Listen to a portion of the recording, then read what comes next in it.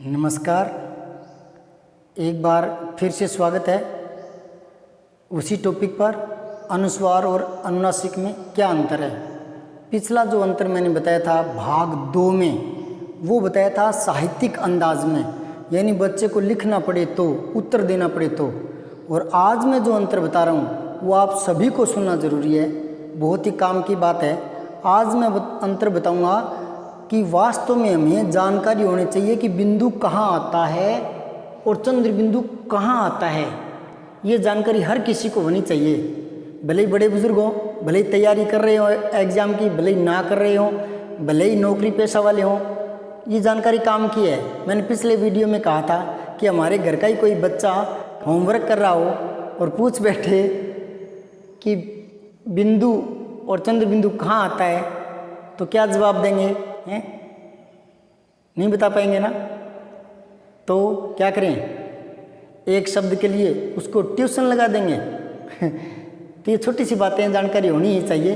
तो हम जानकारी होगी तो हम उसी समय फटाक से बता देंगे, और बच्चों को नहीं बताते ना तो बच्चे बेइज्जती करते हैं। बताऊं कैसे? मैं 5वीं या 6ठी क्लास का था, मुझे याद नहीं आ रहा पक्के से। सवाल था गणित का, समझने के लिए जा रहे थे। रास्ते में जो हमें इंग्लिश पढ़ाते हैं वो बैठे थे कुर्सी पर, कि कहाँ जा रहा है? मैंने कहा सर के पास सवाल समझने जा रहा हूँ। तो किधर ला? तो कॉपी ली और सवाल करने लगे। तो पता नहीं उत्तर नहीं आया होगा या निकालना नहीं वो हो गया होगा, कोई सवाल ऐसा कई बार दिमाग में नहीं आता। तो मैं जा कर के क्लास में बहुत हंसा और बाकी लड़कों के साथ बहुत मजाक किया कि ये लो सर कोई नहीं आया, सर कोई नहीं आता। तो बच्चे बेइज्जती बहुत करते हैं। ये तो मुझे बाद में पता लगा, जब 11वीं 12वीं में सब्जेक्ट चुनते हैं ना, तब ध्यान में आया कि इंग्लिश वाले को गणित नहीं आया करती, गणित वाले को फिजिक्स नहीं आती, फिजिक्स वाले को केमिस्ट्री नहीं आती, हिंदी वाले को इंग्लिश नहीं आती। ये तो बाद की बातें हैं समझ की, लेकिन बच्चे एक बार तो बेइज्जती कर ही देते हैं ना। ये तो मजाक की बातें थी। सीधी सी बात है कि हर किसी को छोटी छोटी बातें जानकारी होनी ही चाहिए। और फिर ये हमारी राष्ट्रभाषा है, हिंदी है ना, बोलने में काम आती है, लिखने में काम आती है। इसके बिना तो हम गूंगे से हो जाते हैं। तो कम से कम हमारी मातृभाषा की छोटी छोटी बातें तो जानकारी में होनी ही चाहिए। तो चलिए मैं आपको बताता हूँ कि कहाँ बिंदी आती है, कहाँ चंद्र बिंदी आती है। पिछले वीडियो की थोड़ी सी बातें दोहरा देता हूँ। अनुस्वार, इसकी ध्वनि नासिका से आती है और इसकी नासिका प्लस कंठ से आती है। इसकी ध्वनि तीक्ष्ण होती है। क्यों? क्योंकि नासिका से आएगी तो तीखी आएगी। इसमें तीक्ष्णता कम होती है, तीखापन नहीं होता, क्योंकि साथ में कंठ का रोल रहता है। ये जो बिंदु है ये पंचम वर्णों के स्थान पर आ सकता है। ये जो अंग है तो ये आ गया, ये इ तो ये आ गया, अण तो ये आ गया, न तो ये आ गया, मैं तो ये आ गया।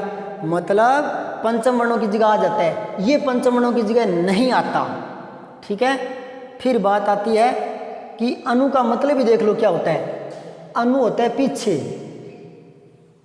सीधी सी बात यह है कि ये कोई वर्ण नहीं है, जबकि ये तो एक व्यंजन है ना, व्यंजन है ये। और ये व्यंजन नहीं है, ये एक उस स्थिति को दर्शाता है कि किसी स्वर को नासिका से बोलने को प्रदर्शित करता है। ये बस इतना ही काम है इसका, ना इसकी मात्रा होती ना इसकी गिनती होती। ठीक है, तो आप समझ गए इसको। अब मैं थोड़ी सी इसके बारे में कहानी बताता हूँ, वो सुनिए। अब हुआ ये था कि जो पंचम वर्ण हैं, अंग, य, अण, न और मैं, इनको सरलीकरण करने के लिए इनकी जगह अनुस्वार बिंदी लगाने का नियम बनाया गया था, सुझाव दिया था डॉक्टर श्याम सुंदर दास ने, ताकि इस विविधता को दूर करके और एक रूपता लाई जा सके। क्योंकि भाषा को परिष्कृत भी करना था और भाषा का सौंदर्य भी बनाए रखना था और टंकण में काम आए, इसके लिए कुछ वर्ण कम भी करने थे। संशोधन का दौर चला था।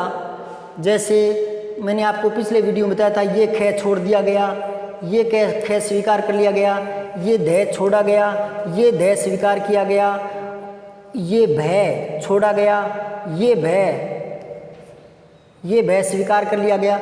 इस तरह के बहुत से संशोधन किए गए थे, है ना। तो उन्हीं संशोधनों में था कि विविध प्रकार के जो पंचम वर्ण आते हैं तो उनकी जगह एक ही अनुस्वार लगा दिया जाए। अब ये जो अनुस्वार की कहानी शुरू हुई, अब यहाँ कुछ सोचा गया कि किन के तो लगाएं, किन के नहीं लगाएं। तब कुछ बातों को तय किया गया था, है ना। आप उनको नियम कह दो या जो तय की गई बातें हैं उनको याद रख लो। बात एक ही है, तो वो क्या क्या बातें थी, यानी क्या क्या नियम थे, कहाँ आएगा कहाँ नहीं आएगा, इसके बारे में देखिए। एक बात और बता देता हूँ, जब हम पुस्तकों में पढ़ते हैं तो कई बार किसी लेखक की भाषा शैली कैसी होती है, किसी की कैसी होती है ना। कई बार हम पढ़ते जाते हमें समझ में आता जाता है, लास्ट में वो कोई उदाहरण प्रस्तुत करता है उसी बात को समझाने के लिए, तो वो उदाहरण ऐसा ले लेता है कि फिर वो पीछे पढ़ा हुआ वो भी समझ से बाहर हो जाता है। और कई बार हम पढ़ते जाते कम समझ में आता है, लेकिन जैसे वो उदाहरण देता है तो बात क्लियर हो जाती है। दोनों बातें हैं। तो मैं आपको ये बताऊं कि किताबें जो हैं उनके मुख नहीं होता, वो हाव भाव से मैं नहीं समझा सकती, है ना। आप नेट पर भी सर्च करके ये टॉपिक देख सकते हो, लेकिन वहाँ भी क्या है कि लेखक लोग अपने अपने अंदाज में, विशिष्ट शैली में, विशिष्ट परिभाषाओं में और उनको बताने का प्रयास करते हैं। वो हमें कितना समझ में आता है कितना नहीं आता वो अलग बात है, लेकिन मैंने उन पेचीदियों को दूर करने की कोशिश की है। सरल भाषा में, सरल शब्दों में, कहानी टाइप में बताने का प्रयास किया है ताकि बच्चों के जल्दी समझ में आए, उसको सरलता देने की कोशिश की है। मुझे नहीं दिखाना अपना पांडित्य। मैं एक बात बताऊँ, हमें क्या आता है ये महत्वपूर्ण नहीं है, हम कितना सिखा पाते हैं ये महत्वपूर्ण है। तो मैंने अपनी तरफ से सरल बनाने का प्रयास किया है, विविध प्रकार के नियमों में बांधने की बजाय उन नियमों को सरल करने का प्रयास किया, और मुझे विश्वास है कि शायद आपके समझ में आएगी। कुछ बातें बताऊंगा जिनको आप नियम भी कह सकते हैं, तो लीजिए देखिए। तो देखिए, पहला जो नियम था वो तो ये है कि पंचम वर्णों की जगह अनुस्वार आएगा, पहला नियम। ठीक है, कैसे? यहाँ देखो अंगे, क ख ग घ अंगे ये। अब यहाँ आप पंचम वर्ण अगला लगा दोगे, च वाला, च छ ज ये लगा दोगे तो इसकी ध्वनि बदल जाएगी। सेंग सेंग सेंग ये जचेगा नहीं। अणे ये आधा लगाएंगे तो शृंग शृंग शृंग शृंग शृंग ये जचा नहीं। फिर अगर न नल ये लगा देंगे आधा, यानी तय वाला पंचम, तय थे द ध न वो पंचम, तो सन फिर नाक से आएगा ना, तो सन ग ये भी नहीं जचा। और प फ ब भ इसका पंचम लगाएंगे तो सम ग सम ये नहीं, तो ये आएगा अंग संग संग अंग आएगा इसमें, संग संघ। ठीक है, अब यहाँ देख लो, तो इसी का पंचम आता है, इसी का पंचम जो आगे होता है। तो यहाँ अगर क वाला पंचम लगा देंगे क ख ग घ अंग, तो चंग चल जचा नहीं। फिर अणे लगा दें ट ठ ड ढ इसका, तो चण चल जचा नहीं। फिर ने नल ते थ द ध न इसका लगाएंगे तो चन चन चल न आएगा नहीं। फिर अगर मैं लगाएं पंचम तो चमचल तो जचा नहीं, तो चंचल ये होता है, इसी का पंचम आएगा। ऐसे इसको देख लो, अगर नल लगाते हैं तो ठंड ने की ध्वनि आएगी, ठंड तो गलत हो जाएगा। ये लगाएं ये तो ठंड ये नहीं जचा। अणे लगाएं ठंड, हाँ ये जचा, ठंड अणे आता है इसमें। ठीक है, और अगर कै वाला पंचम लगाए अंगे तो ठंग ठंग आवाज़ ही बदल जाती है, उच्चरित भी ढंग से नहीं होता। ठीक है, तो इसका मतलब है क्यों नहीं होता वो, क्योंकि प्रत्येक वर्ण के बोलने का एक स्थान होता है, वो वहीं से बोला जाए ना तभी उसका सही उच्चारण आता है। दूसरा बोल लगाएंगे तो उसका उच्चारण बैठेगा नहीं, क्योंकि जीभ की भी एक लय होती है, वो कहाँ जाकर कहाँ बोली जाती है। कुछ वर्ण दंतों से बोले जाते हैं, कुछ तालव्य से बोले जाते हैं, कुछ मूर्धा से बोले जाते हैं। तो एकदम से मूर्धे से आके दंतो प्राणा, दंतों से मूर्धे प्राणा, ऐसा जीभ जल्दी से कर नहीं पाती। तो एक लय भी होती है, एक ताल भी होती है ना। तभी तो गीतों की पंक्तियाँ व्यवस्थित की जाती है ताकि उनमें लय बने, है ना। तो ये बोलने में दिक्कत आती है, तो उसी का पंचम आता है ना तभी वो ढंग से बोला जाता है, उसका उच्चारण सही हो जाता है। तब ये तय है ना तो नहीं आएगा यहाँ। दूसरा ये नहीं आएगा, दूसरा लगा के देखो तो उच्चारण सही नहीं आएगा। अंग लगाओ अंग तो तंग तू ऐसे नहीं आएगा, ये उच्चारण गलत हो गया। अणे लगाओ अणे तो तृण तू, ये भी उच्चारण से सही नहीं आ रहा। ये लगाओ तो तयंतु, ये भी सही नहीं आ रहा। तो तंतु, तंतु ने आता ने, समझ रहे हो ना आप बात को। यहाँ देख लो, अंगे लगाओ तो कंगपन, कंगपन ये नीचा, कंपन ये भी नीचा, अणे लगाओ कणपन ये भी नीचा, कंपन ये झच गया कंपन, क्योंकि पे और मैं एक ही वर्ग के हैं, तो जीभ जल्दी से वहाँ से उच्चरित कर देती है वर्ण को या शब्दों को, समझ रहे हो। तो ये तो थोड़ा पहले बता चुका हूँ, और अभी मैंने आपको बता दिया कि पंचम वर्णों की जगह पर अनुस्वार का प्रयोग किया गया, पहला नियम, ठीक है। अब इसमें कुछ शब्द और बच गए, बहुतों को तो ले लिया गया है, समस्या हल हो गई। निसंदेह है, पंचम वर्णों की जगह पर अनुस्वार लगाने से बहुत सारी समस्याएं हल हो गई, लेकिन कुछ शब्द फिर भी रह गए, क्योंकि हिंदी में बहुत शब्द हैं, है ना, कम से कम 10-11 लाख शब्द हैं, समझ गए आप। तो बहुत सारे इतने शब्द कैसे हो गए, विदेशी भाषाओं से भी आ गए। अब उन दूसरी भाषाओं में उनका उच्चारण कैसे होता है, फिर हमारे हिंदी भाषा में वो आ गए तो कैसे उसका उच्चारण हुआ। तो बहुत सारी पेचीदियाँ थी, उनको समरूपता में लाने के लिए हमारे हिंदी के पुरोधाओं ने बहुत योगदान दिया था। तो कुछ शब्द और बच गए, इनका क्या करें। अब यहाँ कौन सा पंचम लगाएं, यहाँ नहीं लगेगा कोई पंचम, यहाँ कोई पंचम नहीं लगेगा, यहाँ कोई पंचम नहीं लगेगा, यहाँ कोई पंचम नहीं लगेगा, यहाँ कोई पंचम नहीं लगेगा, कौन सा पंचम लगाओगे। तो संशय, प्रशंसक, सायंकाल, त्यों ही, ज्यों ही, ये तो कुछ उदाहरण है, बहुत सारे शब्द हैं। तो फिर क्या किया गया, फिर एक और नियम बनाया गया। नियम कह दो या कुछ बातें कह दो, ध्यान में रखने वाली कुछ भी कह सकते हो आप। तो बातें क्या थी कि ऐसे जो शब्द हैं इनमें अनुस्वार को ही चलने दिया जाए, बिंदी ही मान्य कर दी गई, इनमें बिंदी ही आएगी, दूसरा वर्ण इनकी जगह नहीं आएगा।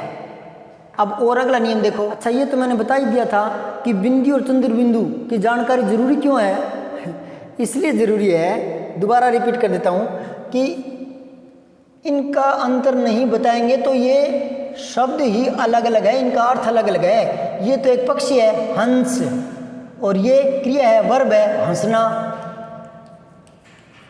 तो अलग अलग है, ये तो अंतर बता देना जरूरी है। अगर जहाँ अनुस्वार आता है और अनुनासिक लगा दिया तो गड़बड़ हो जाएगी, अनुनासिक आता है और अनुस्वार लगा दिया तो गड़बड़ हो जाएगी, है ना। यानी बिंदु आ रहा है, चंद्र बिंदु लगा दिया, चंद्र बिंदु आता है, बिंदु लगा दिया, तो शब्द ही बदल जाएंगे, अर्थ ही बदल जाएंगे। और देख लो एक उदाहरण मैंने पिछली वीडियो में बताया था, जैसे ये है अंगना, अंगना, तो इसमें देख लो आप, ये अंगना अगर बिंदु लगा रहा है, अगर बिंदु लगा हुआ है तो ये अंगना है औरत। जैसे कोई वीर पुरुष होता है ना, साहसी, वीरता दिखाने वाला, तो उसको वीर बोल देंगे। अगर वैसी साहस, वैसा ही साहस, वैसी ही गुण वाली कोई औरत है तो फिर इसी के आगे औरत लगा देंगे, यानी अंगना लगा देंगे। तो ये क्या बन जाएगा, ये बन जाएगा वीर, ए और ए आ, तो वीरांग। अब यहाँ देखने वाली बात यह है कि रे की वजह से उच्चारण जो होता है ना, तो ये ने अणे में बदलता है, तो ये ना वीरांगना, ये वीरांगना हो गया।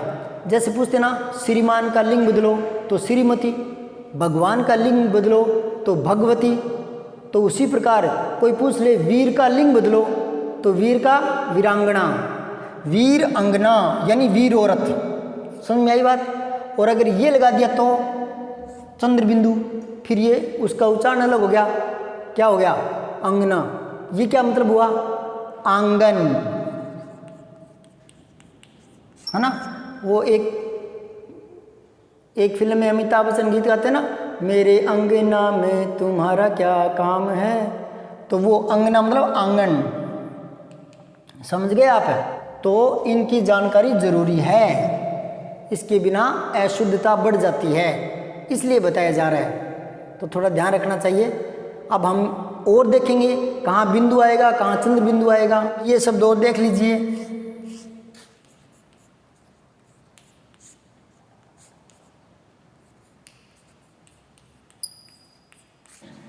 इसमें देख लो, अनुस्वार है तो इसका अर्थ अलग है, अनुनासिक है तो इसका अर्थ अलग है, ये अलग शब्द है, ये अलग शब्द है। तो इसकी ये आने वाला है और ये लिख देंगे तो गलत हो जाएगा। किसी पंक्ति में किसी वाक्य में ये आने वाला है और हम ये लगा देंगे, बिंदु लगा देंगे तो गलत हो जाएगा। इसका अर्थ क्या निकलता है? ये है स्व, खुद का, स्वदेश, है ना, बोलते हैं ना स्वदेश, खुद का देश, है ना। तो स्व प्लस में अंग, तो ये क्या हो गया? स्व अंग, खुद का अंग, खुद का कोई हिस्सा, शरीर का जैसे कोई हिस्सा, तो ये हो गया स्वांग, स्वांग। अच्छा, एक मैं नॉर्मली बता देता हूँ कि हम नेट पर सर्च करते हैं, किसी किताब में देखते हैं तो वो परिभाषाएं बता देंगे, नियम बता देंगे, लेकिन फिर कई बच्चों के कन्फ्यूजिंग रह जाती है कि ये अनुस्वार आता ही क्यों है, बिंदु से काम क्यों नहीं चलता। तो उसका उत्तर ये है कि जो वर्ण अलग अर्थ रखते हैं और उनका उच्चारण नासिका से होता है तो वहाँ बिंदु ही आएगा। ये पक्षी है तो बिंदु ही आएगा, क्योंकि वो नासिका से बोला जाएगा। हंस चीज़ ही अलग है, शब्द ही अलग है, अर्थ ही अलग है। और हंस, हंस क्यों नहीं रहा, हंस रे, हंसना अच्छी बात है, तो ये शब्द ही अलग है, अर्थ ही अलग है, तो फिर चंद्र बिंदु आएगा। समझ गए ना आप? दोबारा समझ लो, चंद्र बिंदु वहाँ आता है जहाँ नासिका प्लस कंठ से उच्चरित होता है। कोई शब्द ऐसे होते हैं, बहुत शब्द है हिंदी में, दूसरी भाषाओं से भी आए हुए हैं, तो तब ये आता है अनुस्वार और अनुनासिक। समझ गए? अब यहाँ इसका देखो, स्वांग कि वह लड़का बहुत ही स्वांग करता है, तो स्वांग क्या हो गया? स्वांग मतलब नाटक करना, यानी अपना विविध रूप बदलना। तो समझ गए? तो कुछ शब्द होते हैं जिनका नासिका से उच्चारण होता है, वहाँ अनुस्वार आ जाता है, उस शब्द का अलग अर्थ होता है। कुछ शब्द होते हैं जिनका उच्चारण नासिका और कंठ से आता है, उनका अर्थ अलग होता है, वो अलग शब्द होते हैं, तो वहाँ चंद्र बिंदु आ जाता है। और नियम जानिए आगे, देखिए यहाँ दोनों बातों को एक साथ देखिए, नियम 2 और 3 एक साथ देखो कि पंचम अक्षर है अंगे, ये, अणे, ने, में, ये पंचम अक्षर है, ठीक है। इसके बाद इसी वर्ग का कोई वर्ण आए, पहले मैं यहाँ वर्ग और वर्ण बताता हूँ थोड़ा सा। चलो एक पल के लिए मैं बता देता हूँ। ये क वर्ग है, क, ख, ग, घ, अंग, च, छ, ज, ज, ये च वर्ग है। वर्ग मतलब ये लाइनें, क वाली लाइन, च वाली लाइन, ट वाली लाइन, त वाली लाइन, प वाली लाइन, ये वर्ग है। ट वर्ग, त वर्ग, प वर्ग, ठीक है। और ये पंचम अक्षर है, ठीक है। इनको नासिकीय वर्ण कहते हैं, नासिकीय वर्ण, नासिकीय वर्ण, इन नाक से इनकी ध्वनि आती है। इन्हीं की जगह अनुस्वार का सुझाव दिया गया था एक रूपता लाने के लिए, ताकि लिखने में एक रूपता आ जाए, टंकण में सुविधा हो जाए। तो ये जो वर्ग है ना, ये क से लेकर मैं तक ही है, क से मैं तक, ये वर्ग, वर्गीय विभाजन। फिर ये य, र, ल, व, ये अंतस्थ वर्ण है, और श, से, ये उसमें वर्ण है, ठीक है। अब देखिए आप ध्यान से दोबारा बता देता हूँ मैं। पंचम अक्षर जो हैं, अगर ये हैं, इनके बाद इसी वर्ग का, जैसे ये है तो इसी वर्ग का कोई, जैसे ये है तो इसी वर्ग का कोई, जैसे ये है तो इसी वर्ग का कोई, इसी वर्ग का कोई वर्ण आए तब तो बिंदु अनुस्वार लगा दीजिए, है ना। लेकिन याद रखना है, क्या याद रखना है? कि उच्चारण उसी वर्ग का होना चाहिए। उच्चारण क्या है? उसी वर्ग का। जैसे ये कंठ से बोला जाता है तो कंठ से ही आएगा। जैसे मैंने कहा था ना, संगम, संगम, अंग, अंग, क, ख, ग, घ, अंग, तो संगम, संगम, ठीक है। और ये च, छ, ज, ज, पंचम, पंचम, ठीक है। और ये देख लो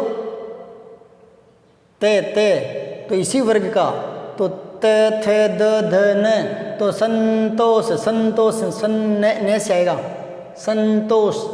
इसको ये नहीं बोल सकते पंचम, ये पंचम नहीं बोल सकते। ये यहाँ देख लो, ये है ना, तो इसका उच्चारण आएगा संतोष। यूँ नहीं कर सकते, संतोष, ये नहीं बोल सकते ना, अंग बोल सकते इसको अंग भी नहीं बोल सकते। ये आगे देखना पड़ता है ना, ये देखना पड़ता है, ये देखना पड़ता है। तो इसका उच्चारण क्या होगा? उसी वर्ग का उच्चारण होगा। तो संतोष, ये तय से आता है ना, तय, ये दंत है, तो दंत से आएगा, तो संतोष। इसको यूं नहीं कह सकते संतोष, संगतोष, अंग अंग नहीं आ सकता। इसको देख लो आप, ये बिंदी है तो इसका उच्चारण इसी में आएगा, पे वाले वर्ग में। ये ओष्ठ्य वर्ण है, ओष्ठ्य ओठों से, तो प फ ब भ म, तो कम कंपन, इसको यूं नहीं बोल सकते कंगपन, कंगपन, अंग अंग नहीं आता। ये समझ रहे हो ना आप, उसी वर्ग का उच्चारण आएगा। अब दोबारा देख लो इसको कि पंचम अक्षर है और इसके बाद पंचम अक्षरों के बाद में उसी वर्ग का आता है ना, तब बिंदी लगानी है, तब अनुस्वार लगाना है, उसी वर्ग का है तो। अब दूसरा देखो, यदि पंचम अक्षरों के बाद इसी वर्ग का नहीं आए, दूसरे वर्ग का कोई अक्षर आ जाए तो वो नासिकीय वर्ण ही पड़ा रहने दो, फिर बिंदु मत लगाओ, फिर अनुस्वार मत लगाइए। जैसे ये रहा, ये पंचम वर्ण है, इसके आगे इसी का नहीं है, क ख ग घ ये नहीं आया, मैं आया है, दूसरे वर्ग का आ गया, तो भी इसको बिंदी में मत बदलिए, ये गलत हो जाएगा, यही पड़ा रहने दिए, वांग्मय। अब ये पंचम वर्ण है ना, पंचम वर्ण ने, ये पंचम वर्ण, ये पंचम वर्ण, ये है ना, तो इसके बाद ये आया है, दूसरा आ गया ना, तो इसको बिंदी में मत बदलिए, ये गलत हो जाएगा।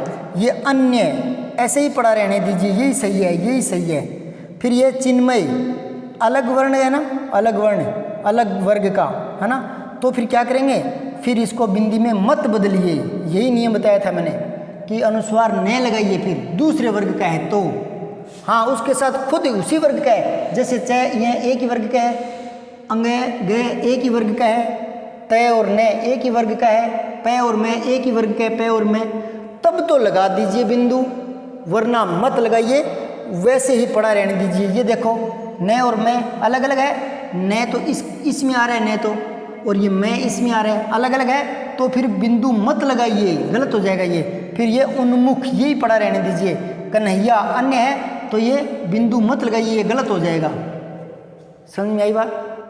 अब अगला नियम, अगर पंचम वर्ण ही यानी खुद ही द्वितीय रूप में, द्वितीय रूप का मतलब है खुद ही, ठीक है, यानी दोबारा एक ही बात है, आ जाए, तब भी पंचम वर्ण को नासिकीय वर्ण, ये पंचम है और इन्हीं को नासिकीय कहते हैं, तो इसी रूप में पड़ा रहने दें, फिर बिंदु मत लगाएं, पड़ा रहने दीजिए। जैसे सम्मान, तो ये उसी रूप में स्वयं दोबारा या द्वितीय रूप में, द्वितीय रूप में मैंने पिछले वीडियो में बताया था, द्वितीय वर्ण एक प्रश्न दिया था कि निम्नलिखित शब्दों में से कौन से शब्द में द्वितीय वर्ण का प्रयोग हुआ है ना। तो मैंने कहा था ना, थोड़ी छोटी चीज़ें सारी लगातार सीखते हैं ना, तब कुछ दिमाग में आता है। हम सोचते हैं कि कुछ एक टॉपिक से बहुत सारा क्लियर कर लें, ऐसा नहीं होता। हाँ, बहुत सारा क्लियर करोगे ना तो कुछ एकदम क्लियर हो जाएगा। तो ये द्वितीय रूप में आया हुआ है, यानी वही दोबारा आ गया, इसको बोलते हैं द्वितीय रूप में। तो अब है ना, दोबारा आ जाता ना, फिर इसको इसी रूप में पढ़ा रहने दे, पंचम वर्ण में, इसी में पढ़ा रहने दे, पंचम वर्ण को नासिके में ही पढ़ा रहने दे। नासिके भी यही है, पंचम वर्ण भी यही है, तो इसी में पढ़ा रहने दे, ये मत करें। सम्मान, ये मत करें, गलत हो जाएगा। चम्मच, चम्मच, ये उसी रूप में द्वितीय रूप में आया है, तो फिर इसको बिंदु मत लगाइए, गलत हो जाएगा। उन्नति, उन्नति, तो फिर ये बिंदु मत लगाइए, उसी में आया ना द्वितीय रूप में, तो फिर बिंदु मत लगाइए, ठीक है। प्रसन्न, तो फिर ये ऊपर बिंदु मत लगाइए, गलत हो जाएगा ये। उसी में आया ना द्वितीय रूप में, तो फिर उसी पंचम में पड़ा रहने दीजिए, उसी पंचम मतलब नासिके में, नासिके कह दो या पंचम कह दो, एक ही बात है, उसी में पड़ा रहने दीजिए। इसको देख लो, सम्मेलन, तो ये बिंदु मत लगाइए, ठीक है। अन्न, अनाज, तो फिर ये बिंदु मत लगाइए, ये गलत हो जाएगा। पता लगा। कुछ बातें और बताता हूँ। इस एक पांचवें नियम को थोड़ा ध्यान से देखो, यही वह पांचवा नियम है जिसमें अनुस्वार बिंदु बिंदु रूप में ही रहता है, दूसरे वर्णों में नहीं बदलता, केवल ये एक ही है। वो क्या कंडीशन है वो देखिए, यर ल व, इनको अंतस्थ वर्ण बोलते हैं, है ना। वर्णों का विभाजन कराऊंगा तब अंतस्थ वर्ण बताऊंगा, इन्हीं को कहते हैं। ये हो या फिर श, श, से, उसमें वर्ण ये हो, इनमें है भी मान लो आप, है भी हो, इनसे पहले आने वाले अनुस्वार जो बिंदु कहते हो वो उसी रूप में यानी बिंदु रूप में ही प्रयुक्त रहेगा, वो किसी और वर्ण में नहीं बदलेगा। पहले भी बताया था मैंने, जैसे संशय हुआ, संचय हुआ, अब ये किसी भी पंचम वर्ण में नहीं बदलते। यही वो बात है, यही वो दो शर्तें हैं जिन पर बिंदु बिंदु में ही रहता है, वरना तो पंचम वर्ण में बदल जाता है। फिर वहाँ ये नियम लागू होता है कि ये भी सही है और ये भी सही है, ठीक है। फिर वहाँ नियम लगता है कि ये भी सही है तंत्र और ये भी सही है, ठीक है। फिर वहाँ ये भी सही है कंपन और ये भी सही है, फिर वहाँ चलता है। लेकिन यहाँ केवल अनुस्वार बिंदु ही रहेगा। अब इसमें एक शब्द थोड़ा अलग देख लो आप, जैसे अन्य, यहाँ थोड़ा देख लो, यहाँ नहीं आएगा बिंदु, यहाँ बिंदु नहीं आएगा, बस ये थोड़ा ध्यान रखो। कुछ विसंगतियाँ रहती है, कुछ शब्द रहते हैं, तो कई तो गाइड वाले इसमें अपवाद लिख करके डाल देते हैं, तो फिर वो अपवाद लिखते ही नियम की ध्वजियाँ उड़ जाती है ना। अपवाद है यूँ कह दो भले, मैं तो कहता हूँ कि हिंदी में ना बहुत सारी भाषाओं के शब्द आए हुए हैं, ठीक ना।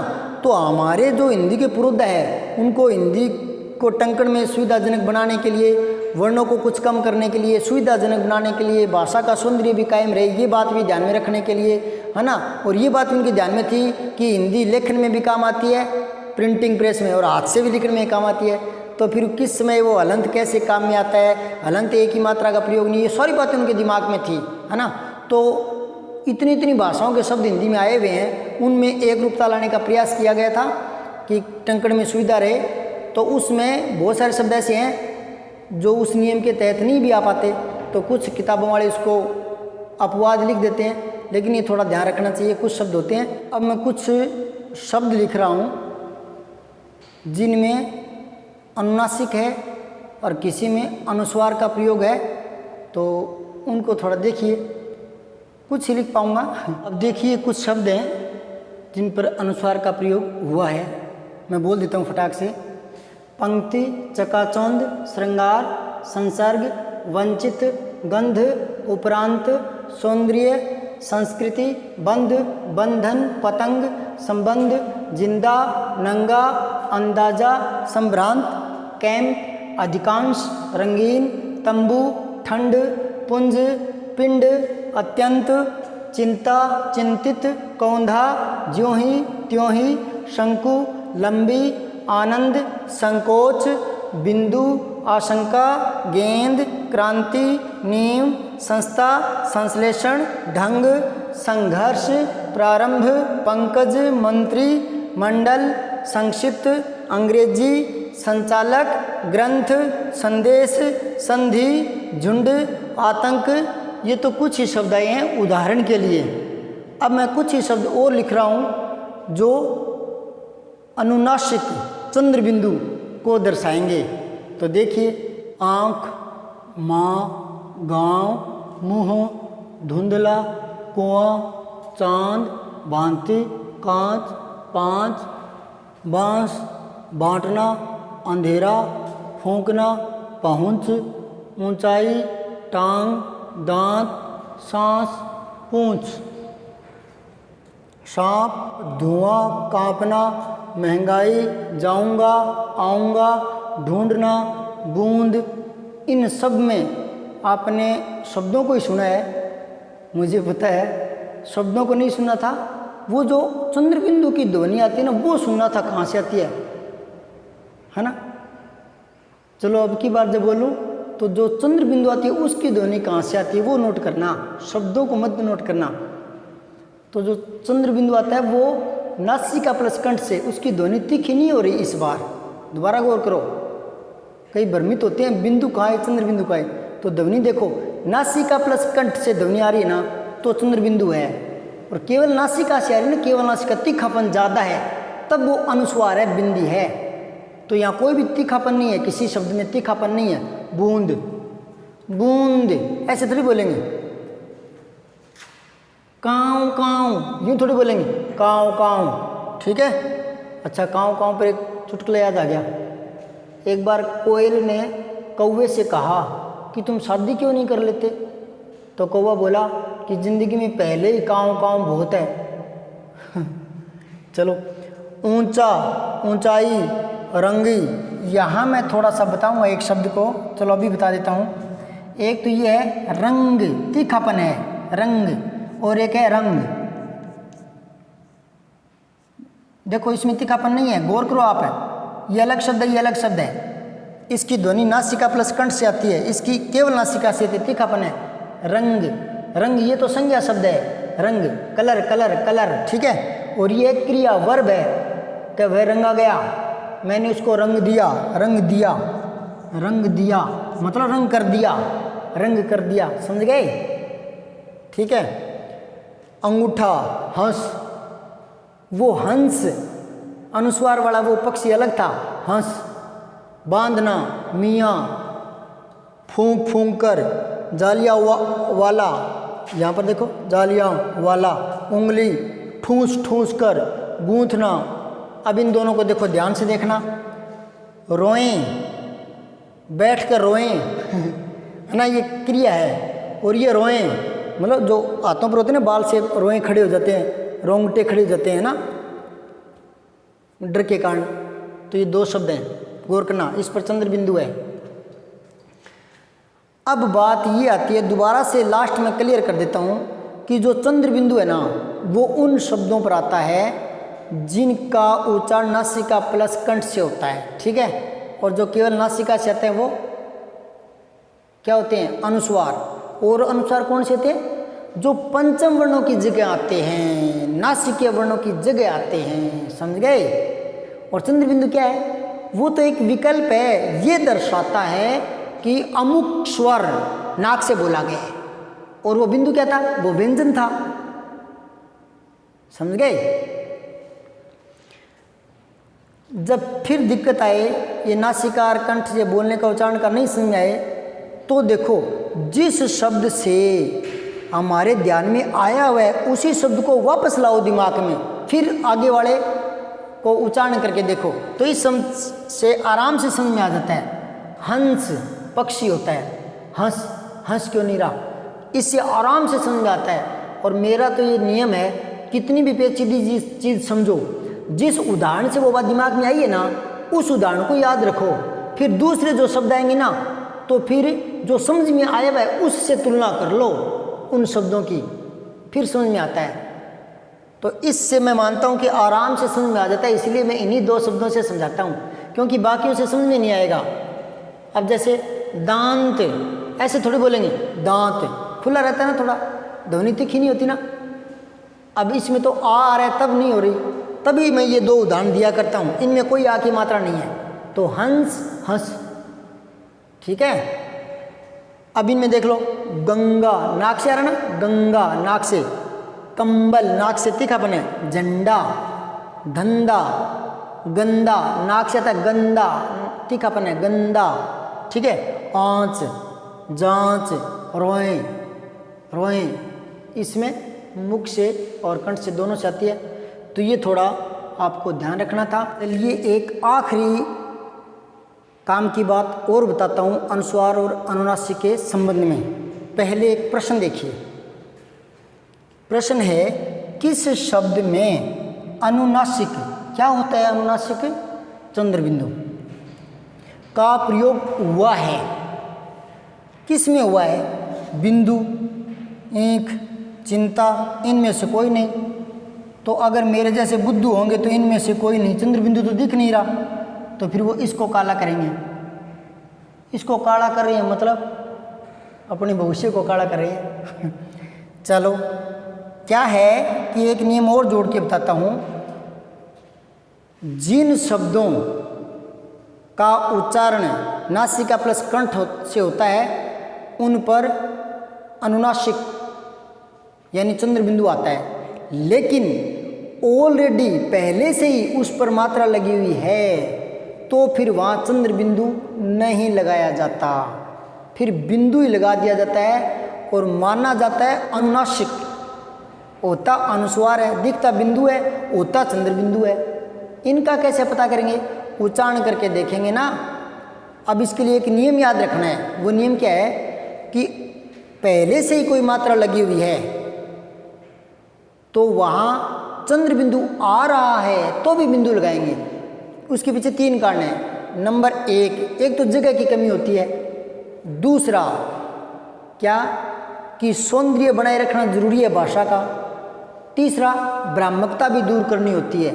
3 चीज़ें हैं। तो देखिए यहाँ ईंख इसमें चंद्र बिंदु है, लेकिन चंद्र बिंदु ऐसे लगाएंगे तो एक तो जगह की कमी है, एक सौंदर्य बिगड़ता है, जैसे ऐसे, ठीक है, सौंदर्य बिगड़ता है, और तीसरी बात है भ्रामकता बनी रहती है, इसलिए उस पर बिंदु ही लगाने का नियम है। ठीक है, तो इसका व्यय होगा।